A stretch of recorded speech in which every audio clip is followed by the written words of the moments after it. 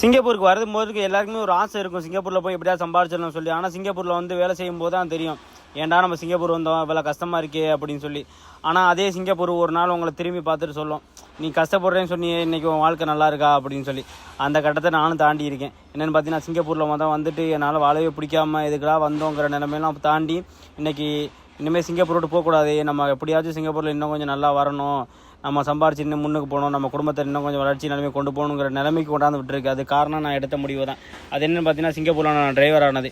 நான் சிங்கப்பூரில் டிரைவர் ஆகி கிளாஸ் 3 எடுத்து, அதுக்கப்புறம் கிளாஸ் 4 எடுத்து இன்றைக்கி சிங்கப்பூரில் கிளாஸ் 4 டிரைவராக வண்டி ஓட்டிகிட்டு இருக்கேன். இது மூலிமா நான் வந்து ஒரு வீடியோ போட்டு இது மூலிமா நிறைய டிரைவரில் உருவாகிறதுக்காண்டி நான் சிங்கப்பூர் டிரைவர்னு ஒரு அக்கௌண்ட் ஓப்பன் பண்ணி இது மூலிமா பல டிரைவர்களும் உருவாக்கி வந்துட்டுருக்கேன்.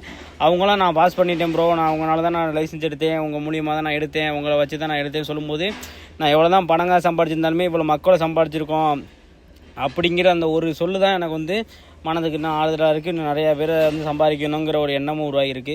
இது மேலும் மேலும் தொடரும் நான் நம்புகிறேன்.